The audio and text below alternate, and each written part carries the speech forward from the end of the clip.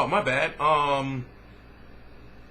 Okay, so what we're going to talk about is we're going to talk about who Golovkin is going to fight next. Now, it will 90% be Danny Jacobs. He can't price himself out because what's going to happen is there's going to be a purse bid. You know, this is going to be a very interesting situation. But we're going to listen to, if you haven't yet, what Billy Joe Saunders had to say about Golovkin after Golovkin beat a welterweight in Kell Brook. I am T-Street Controversy. This is T-Street Controversy Live. I cover every single major fight live. Please subscribe. Come back with me with the old set. That's what they want to see. And I see faults and flaws in you last night that I know I can pick out. So, like I said, biggest respect. You're a very good man. Extremely good man. But let's see who the best is for all of the belts. No problem. First of all, I want to congratulate Golovkin for the win last night. And unlucky to Kell Brook. But let's get one thing right. Kell Brook is a welterweight, not a middleweight. I am a full-fledged middleweight. There is no welterweight here. Golovkin, no problem at all. I should imagine that you'll be around for a couple of days. I've been onto my management this morning. We would definitely get it on. I definitely want you on your next available date. I'm fighting on the 29th of October. So Golovkin, I'm ready when you are. What date you come back with me with is a date I will accept.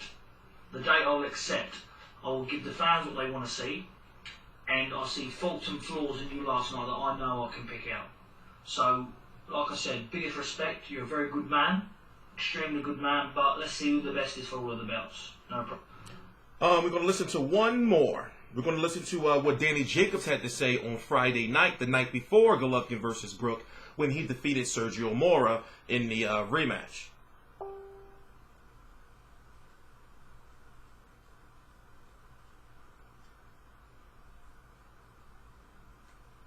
Here we go. I'm here with your winner, Daniel the Miracle Man Jacobs. You wanted a definitive win against a tricky, slick opponent. You got that tonight. How does it feel? It feels great. First off, I have to take my hats off to Sergio Mora. I mean, there's a lot of trash talk leading up to the fight, but this is boxing. I respect any man who can get inside this ring and risk his life. So much respect and hats off to Sergio Mora. Big fight this week in the middleweight division. How do you feel about getting in there with the winner and unifying that belt? I want to prove to the world that I'm the best middleweight ever, not ever, but in the world. I want to prove that. So if Triple G gets the victory, that's what we want. But does he really want it? And remember, the WBA...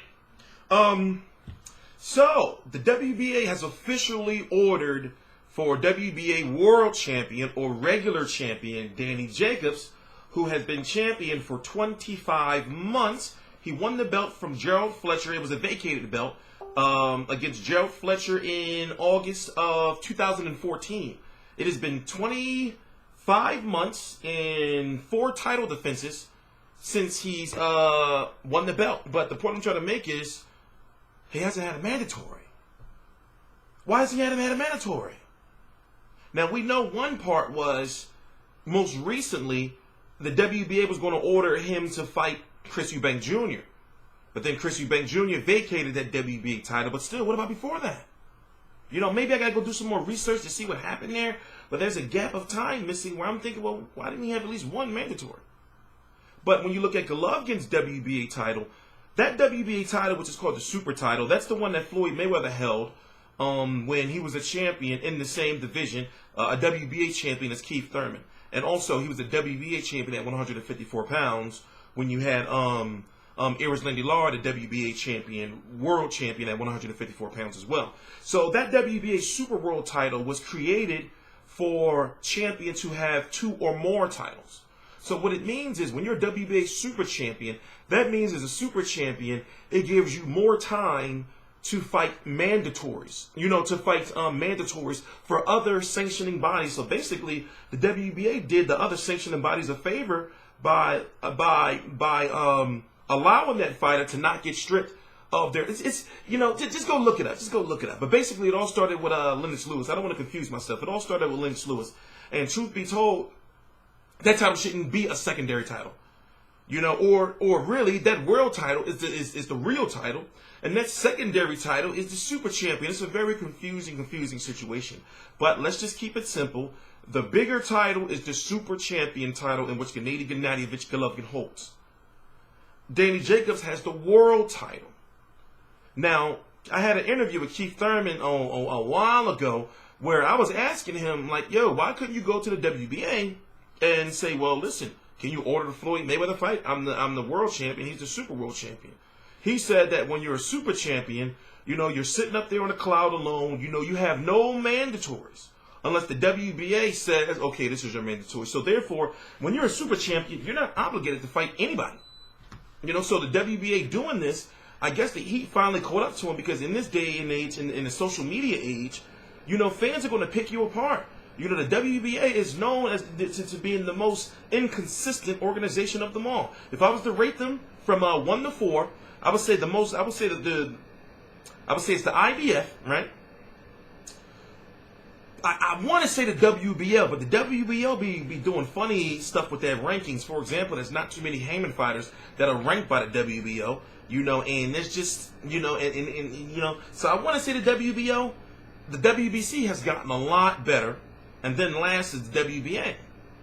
You know, so now that they're ordering this Golovkin fight, I'm saying, listen, you know, I'm talking, now that they're ordering this Golovkin versus Jacobs fight, I can understand that if they say, okay, well, you know what, we want to go after Billy Joe Saunders.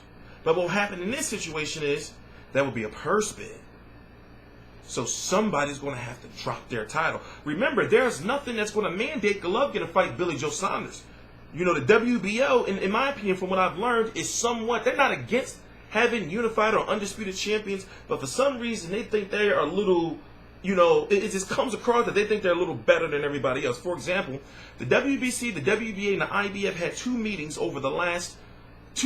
last year where they came together and said, okay, look, you know, things are changed, you know, in the boxing landscape.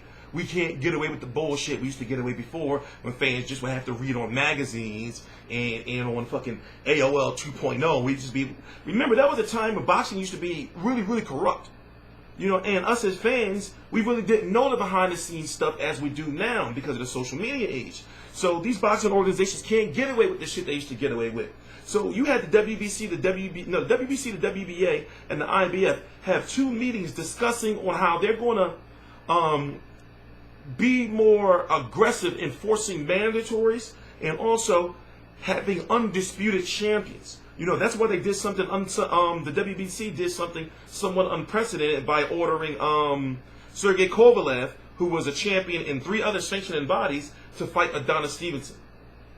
Now remember, when you're a champion, you get removed from the rankings of the other sanctioning bodies. So for example, people say, you know, well, why isn't it Luis Ortiz ranked, you know, by the WBA? I mean, by the WBC, the IBF, or the WBA. That's because he's an interim champion. When you're an interim champion, that's basically counted as a belt too. So therefore, sometimes you'll have the WBA that will have 3 champions, the interim, the WBA World or regular, and the WBA Super Champion. And then at one point in time, for a brief period of time, they had 2 interim champions.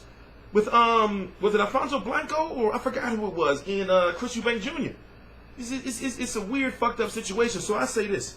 Since the WBA is finally going to order this fight, I say, listen, get Danny Jacobs now, right? That fight will happen in, according to the WBA rules, they have 30 days after Golovkin defeated Brook to get the fight, you know, agreed upon, you know, and be in the negotiation phase.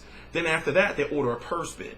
And they have 120 days, you know, from when Golovkin defeated Carol Brook to fight.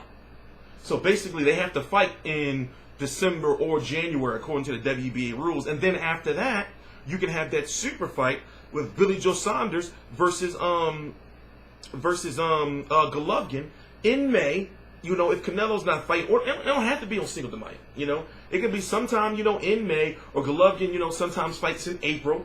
You know, have that fight over in the UK. You know, have that fight over the UK, because I think that Billy Joe Saunders and And Amir Khan and other British fighters seeing the love and support Kell Brook got, and also that atmosphere of that fight. You know, Billy Joe Saunders, I'm sure he wants that. They have that big stadium fight. You know, y'all Brits always talking about, oh, you know, we can put this fight in Wembley. Put that fight in Wembley. Put that fight. Y'all always trying to put fights in Wembley. Put it in Wembley. I think you can do it. I think that Golovkin versus Billy Joe Saunders can 60K. You know, you guys over there know more than me, but what I've learned is that the British boxing community is a lot more passionate about their fights than we are in America. For example, they be singing and shit, and, you know, Sweet Caroline, and you know, there's only one Tyrone Nurse, one Luke Campbell, you know, one, who else, fucking, who's a Frank Warren fighter and shit. You know, let me see something. I don't want to get off subject. This is not a live stream, so I don't want to get off subject. But the point I'm trying to make is, I say Golovkin should fight Danny Jacobs in the United States, right? And then fight Billy Joe Saunders, you know, in April and May over in the UK. You know, that makes perfect sense. Billy Joe Saunders saying he's coming back to fight in October the 29th. He's going to be on the undercard of Fury versus Klitschko, you know, too. So who is he going to fight? He's going to fight somebody to defend his title because he has to, you know, on the in the top 15 of the WBO. Go look it up, you know, and if you see any like real big names, scratch it off, because think about it, the really big names are gone. You know, he was supposed to fight, he was rumored to fight Gabriel Rosado, Curtis Stevens, you know, and a couple of other fighters, and something happened where he didn't fight or whatever because he was going to be on the Canelo versus Smith card. You know, so I don't know what happened with that situation, but it's going on a year since he fought, so he had to, you know, fight because he would have got stripped, and that would have been just the ultimate disgrace for him, you know? So, I'm T Street Controversy. This is T Street Controversy Live. I cover every single major fight live.